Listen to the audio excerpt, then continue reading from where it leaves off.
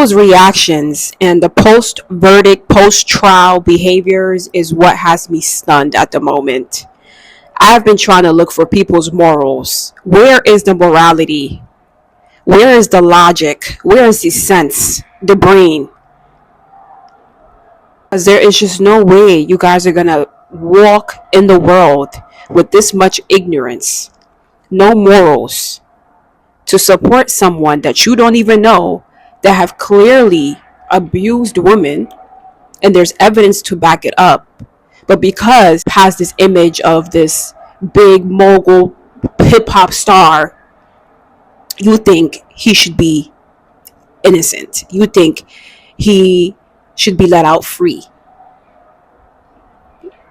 So the Diddy trial has finally come to an end after 2 months, and after hearing hours and hours of the vile, salacious testimonies, the verdict is finally in. So on Wednesday, July 2nd, the jury came back and they said, we do not find him guilty on the RICO charges and the 2 other sex trafficking charges. So he was charged with 5. So did he have 5 charges against him? So the first one and the worst one, because he was facing life, was the RICO. The second and the third one was the sex trafficking, and the fourth and fifth was the prostitution. So he was found guilty on just 2 charges. So the prostitution charge against Cassie, and the prostitution charge involving Cassie, and the other prostitution charge involving Jade. So he pretty much got a win. He was facing life, and because he beat the RICO, he no longer has to potentially do life in prison, and now he's just facing 20 years. And I feel like he's most likely going to do maybe 2 to 5 years. He pretty much got, away. And I was outside of the courtroom on the last day because I knew that there was going to be a lot going on. It's usually a circus outside of the courtroom, but yesterday on the last day, on the final day, when the verdict finally came in, there were people, a lot of his supporters were outside rejoicing, and people were dousing themselves in baby oil. It was a chaotic, circus scene, and I have a lot of thoughts. So y'all better grab some popcorn, grab your tea, grab your snacks, because we are gonna get into some things. So immediately after the verdict came in that out of the 5 charges, he was not guilty of the 3 charges, Diddy's lawyer requested for him to be released on bail. They even proposed to give up his passport, and he was sponsored. They submitted a letter saying that he's sponsored by the baby mother, the baby mother of the youngest child, his mom, and he is willing to pay $1 million of bond.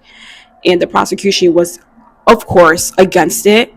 And not only that, but Cassie's lawyer reached out to the judge and said Cassie believes that Miss Frentora believes that her life is in danger if Mr. Combs get released.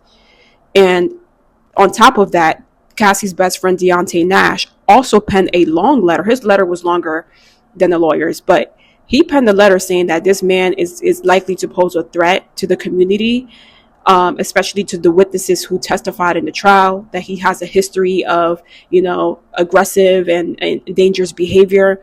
So the judge took that into consideration. And when the bail hearing was set to 5 p.m., the family was there. They was, praying that he gets released. But when the verdict was announced, the family they were so happy. They were in there clapping, and you could see the joy on the children's faces. They genuinely thought he was coming home. I want to paint you the picture of Diddy's post-verdict celebration. Once the racketeering not guilty verdict was read,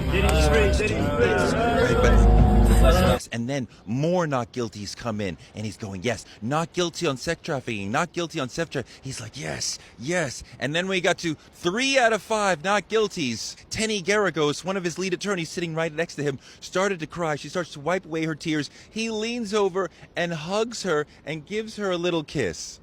Then he hugged Brian Steele, then he nodded to the jury, then he starts making prayer hands, and he's making prayer hands toward the judge, toward the jury, and then toward the sky, looking up like thanking God. At that point, Diddy's attorney, Mark Agnifilo, stood up and said, well, since we're only dealing with 2 charges of transportation for prostitution, I think he should be released today. The judge was taken aback by this. This was not on the plans. Nobody had thought this motion would come up. The judge said, are you suggesting that he walk out of this courtroom right now and go home? Agnifilo said, yes, that's exactly what I'm saying. All the other people who have been held on this charge prior to their sentence were pimps. He's a user of prostitution services. That's entirely different. He said his plane is in Maui. We have taken his passport. He will not be leaving. He would be a fool to do anything that the court doesn't want him to do. The judge was totally taken aback. He had not planned to discuss this at all. He was like, so I assume he doesn't want to go back to MDC today. And Diddy had this comic, like, no, like this big head shake, like, After the bail hearing, the judge denied. The judge said denied, and I felt like Cassie's feelings had an effect on the judge, and he can't unhear what he heard from her testimony. And not only that, the judge also used Diddy's lawyer, Mark Agnifilo's words against him. The judge was like, in your closing argument, you mentioned that your client is a violent man. So it's like, why would you want me to release a man that you claim is violent? You know, it's just like, wow, like he really used his own words against him. But it's crazy because they did admit to that. They admitted that he has a high temper. He's a violent man. So that is like strong enough. That is a strong enough claim to not even release him on bail. And on top of that, before the trial even started, he was threatening witnesses. He was tampering with witnesses. So that tells you a lot. So I feel like the judge took that into consideration, and I felt like he wanted to make sure he made a fair and reasonable decision, and to protect the witnesses and also I feel like people feel like they genuinely know these celebrities. People are like, oh no, Cassie's not, she's sitting on $30 million. She's fine. She could hire her own security. Diddy's not going to do anything. But my thing is, if it's going to be one person, if it's going to be one person that's going to know how dangerous he is, it's going to be the people who testifies in the trial. It's going to be the people who actually knows him, not random people online, not strangers. We don't know who Diddy is. We don't know what he's capable of doing. We've never been abused by him.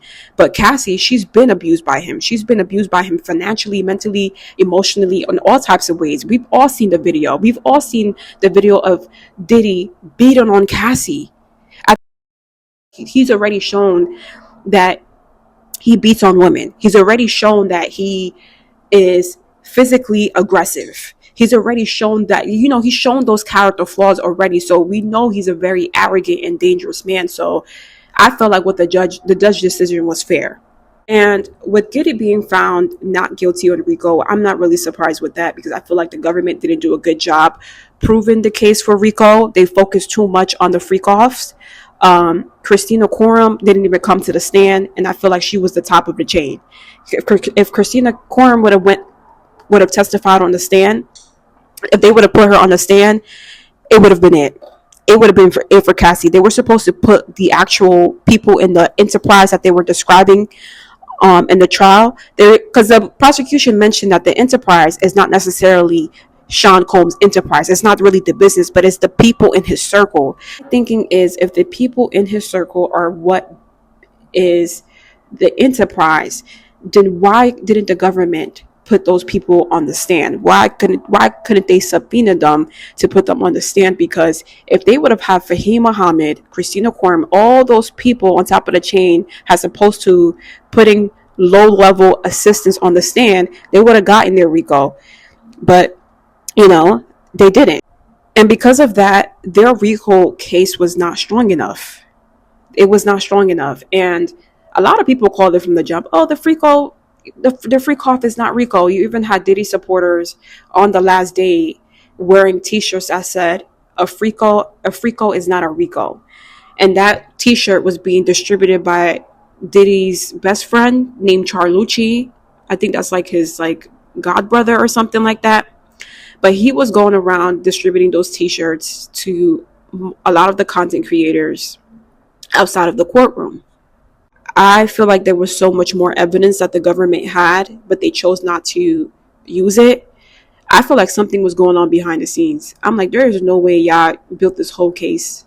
Y'all spent 7 to 8 weeks trying to build this RICO case, and all you guys had was the freak off. There was just so much more out there. I feel like they had so much more, and that because they wanted to protect some certain people of in high places, they decided they couldn't cross certain lines. But for years, we've heard rumors about minors being in involved in these parties. We've heard people going missing. We've heard people being abused and people being threatened. There's just so much more rumors outside that that's why I'm shocked that this is all they had. Like, I'm shocked that the rumors that we've been hearing for years about Diddy wasn't a part of this case. And I don't know, maybe the government is trying to protect certain people. I don't know. It's just something that just seems fishy to me. It just seems incomplete. It seems like it just wasn't enough. And that's why a lot of people said that the RICO case was weak from the very beginning. Crazy thing about all of this is the people outside of the courtroom and even online rejoicing this man. They are celebrating.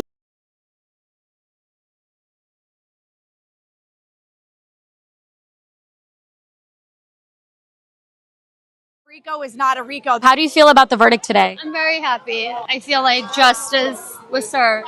I've been to a few And of they his are parties, and there's been super nothing but excited generosity and to find him not positivity, and guilty I've on the never seen RICO, which anything is negative okay, which ever. I feel like the government didn't do a good job. But at the same time, we know what the type of man this guy is. We've seen the video of him beating on Cassie. We've seen the high temper. We've seen, his character. We see no character flaws. This case revealed who he is behind the fame, behind closed doors. Who is Sean Combs? We've kind of got a glimpse of that, and it's not pretty. And I understand the family, the daughters, the mom, the sons showing up for their father and their son, their nephew or whatever. I understand the family members showing up for Diddy, but I don't understand strangers who don't know this man, who don't have any personal connection to this man, celebrating him. Like, there's nothing to celebrate. Why are you celebrating a man? Like, why are you celebrating a woman beater? Like, I don't understand. And I'm not saying nobody is perfect.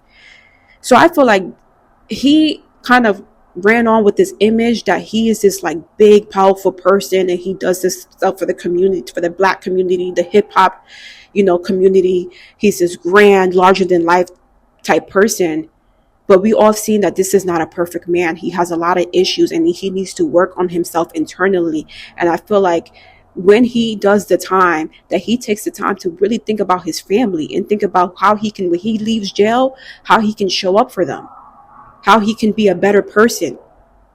Nobody is perfect. We all have things to work on. And I feel like with how he was maneuvering, he felt like he was untouchable. You're not perfect. You're not God, you know? So you did the crime, you got to do the time. Even though uh, he didn't get the domestic violence charge, at least he got something, and he should take the time to better himself. And when he gets released, I genuinely feel like he should go to therapy, because a lot of the stuff that we heard from the testimonies, it shows that this guy has a lot of issues, especially, I don't know, with this whole sexual deviant stuff. It's crazy. And the crazy thing is, a lot of people talk about how he was brought up, like how he was, like his background, how he was in his childhood, and that his mom might have played a part in, the fact that he abuses people, and he uses women in these kind of sexual abusive ways. I don't know if that's true, but I've heard rumors of it. And I was on live on TikTok on my deep dives with Sali TikTok, and I was talking to this young lady who was talking about how his childhood was, and because of his childhood, he came to be this, like, dangerous person, this larger than life person.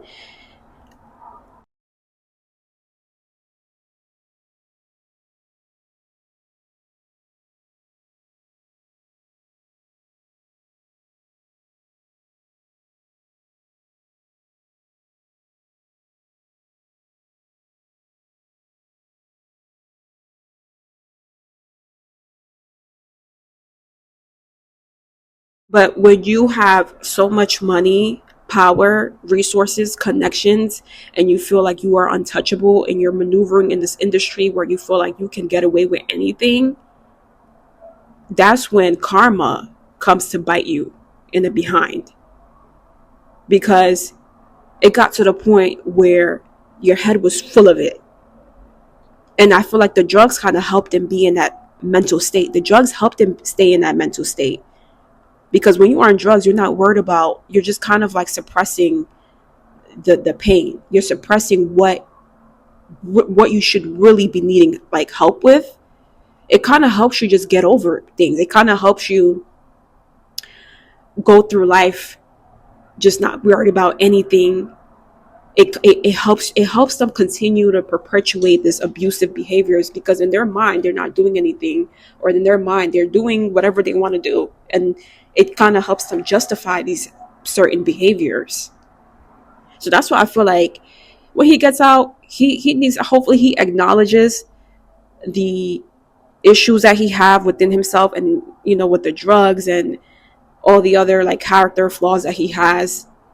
And that's not just for Diddy, but that's for all of us. Like, we need to kind of like sometime take a step back and recognize, what do we need to work on to better ourselves, to become the better versions of ourselves for ourselves and our family.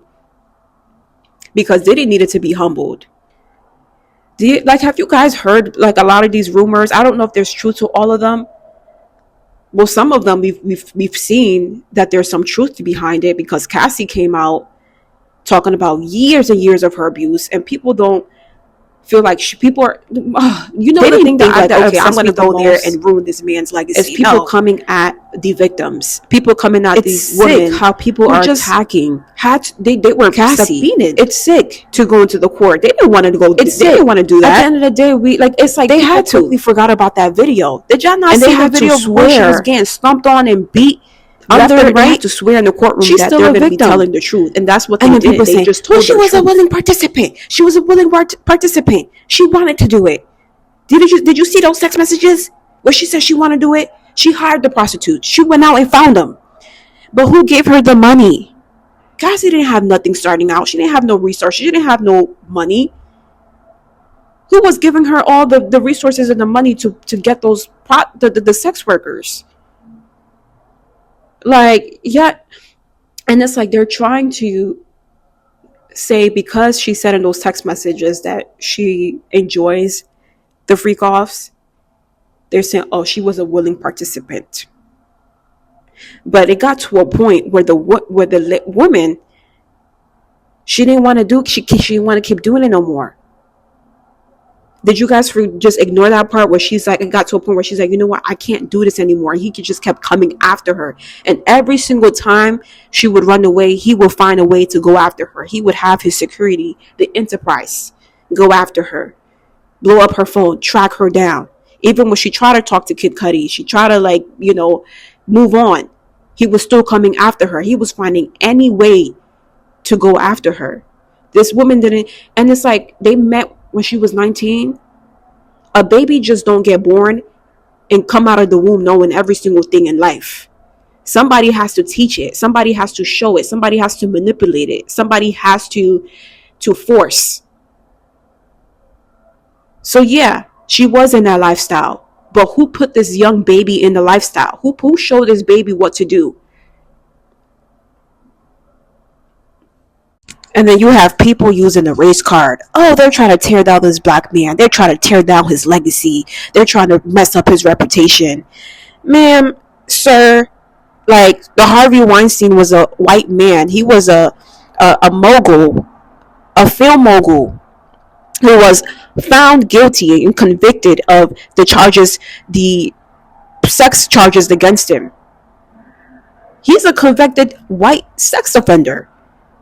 So I hate when people try to play the black card. Like, this is about people with wealth, people with money who feel like they could get away with things, and because they have all this money and power, they're untouchable. That's what this is about.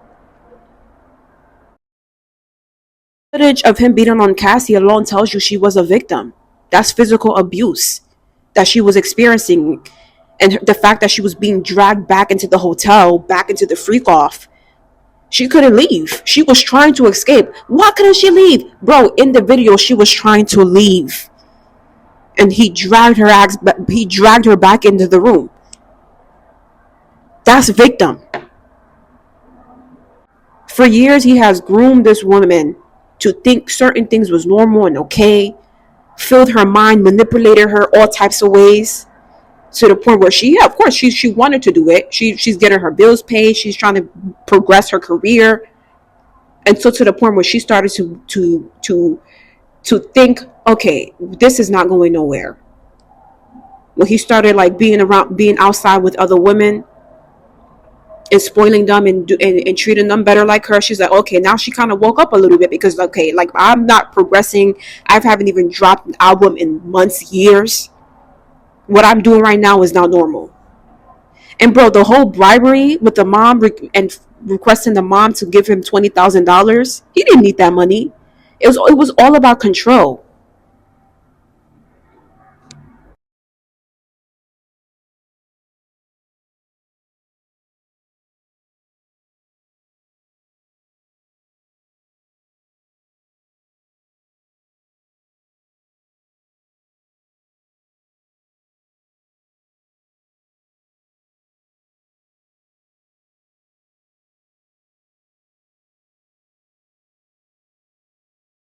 Mama, where you going?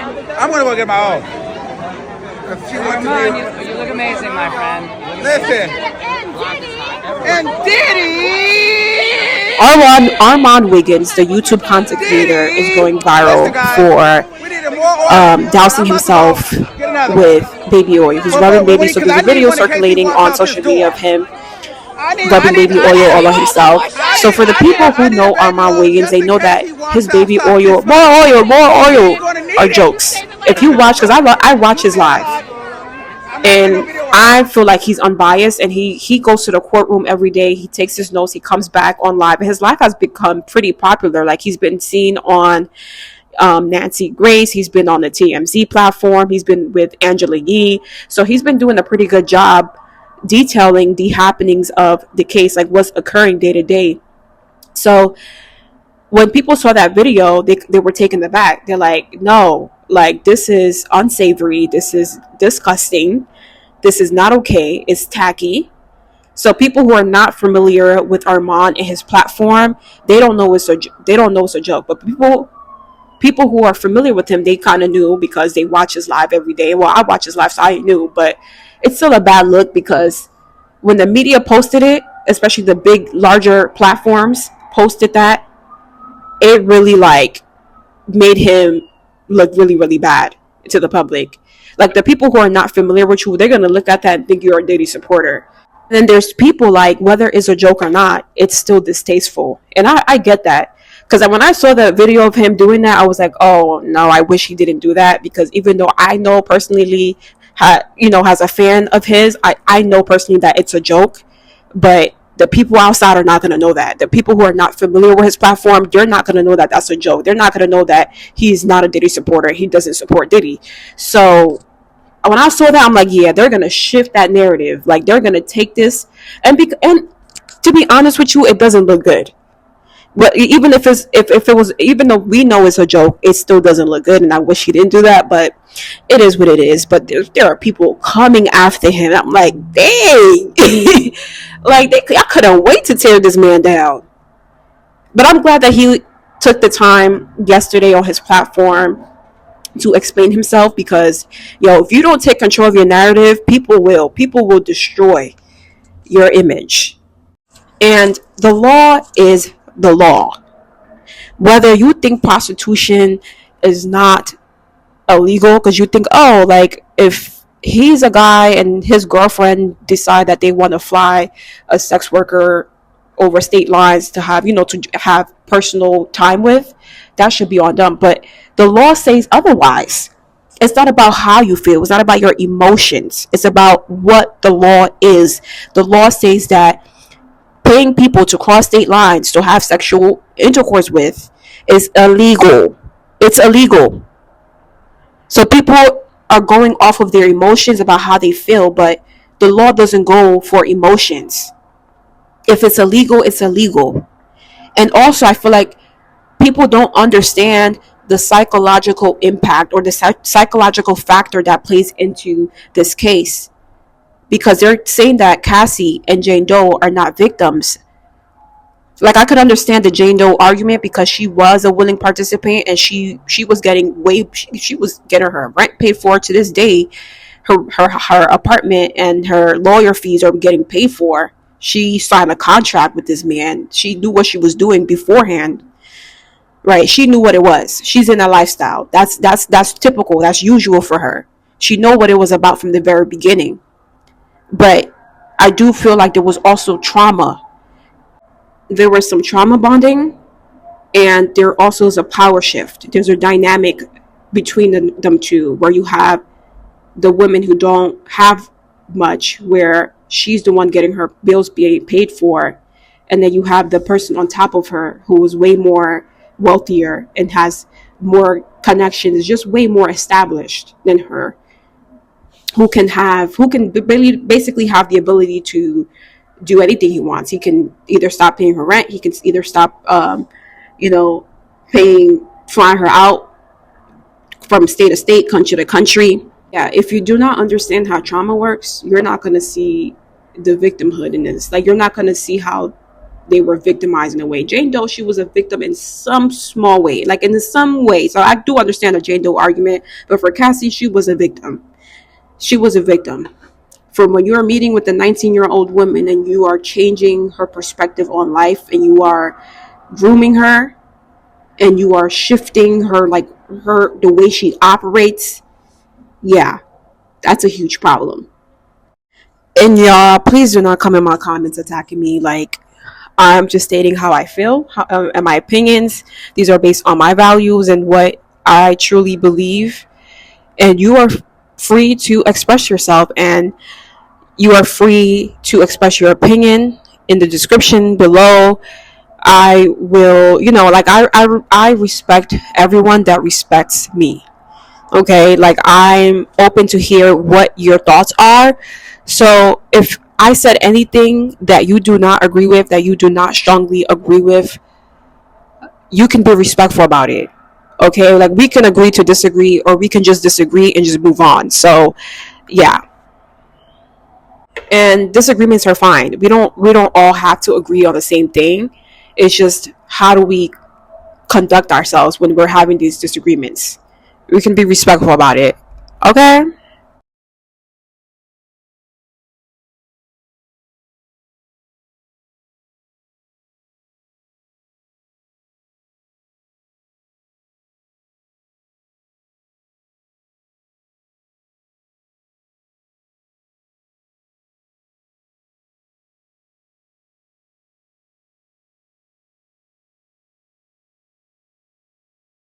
I understand some people are very passionate about this, and I can tell from the reaction outside of the courtroom. You have people who are the very far right, and the people are the very far left.